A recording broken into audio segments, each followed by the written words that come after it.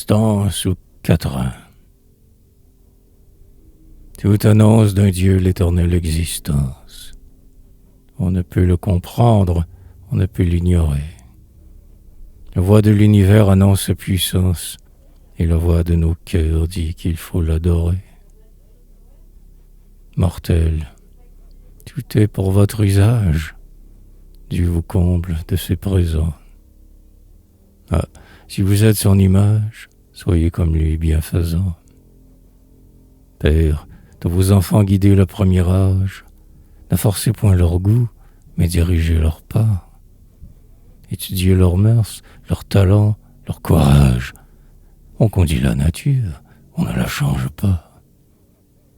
Enfant, crains d'être ingrat, sois soumis, doux, sincère. Obéis si tu veux qu'on t'obéisse un jour. Vois ton Dieu dans ton Père. Un Dieu veut ton amour. Que celui qui t'instruit te soit un nouveau Père.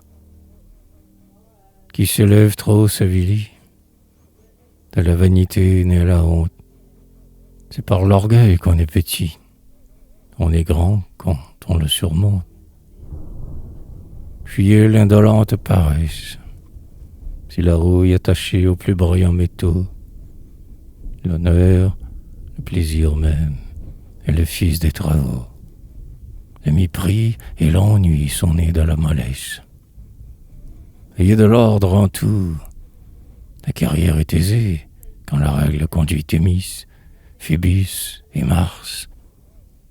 La règle austère est sûre et le fil de Thésée qui dirige l'esprit au dédale des arts. L'esprit fut en tout temps le fils de la nature. Il faut dans ses atours de la simplicité. Ne lui donnez jamais de trop grande parure. Quand on veut trop l'orner, on cache sa beauté. Soyez vrai, mais discret. Soyez ouvert, mais sage.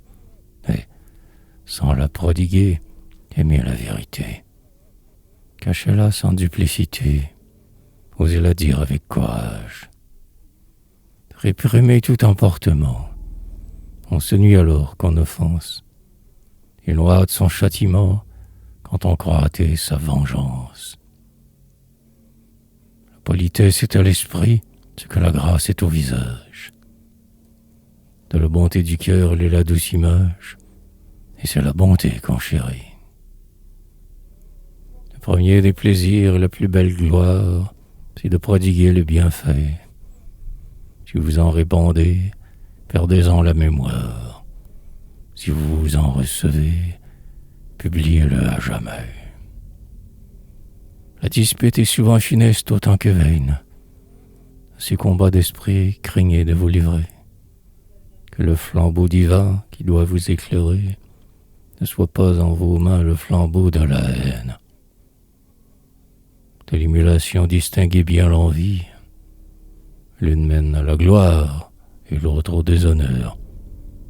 L'une est l'aliment du génie et l'autre le poison du cœur. Par un humble maintien, qu'on estime et qu'on aime, adoucissez l'aigreur de vos rivaux jaloux. Devant eux, rentrez en vous-même et ne parlez jamais de vous.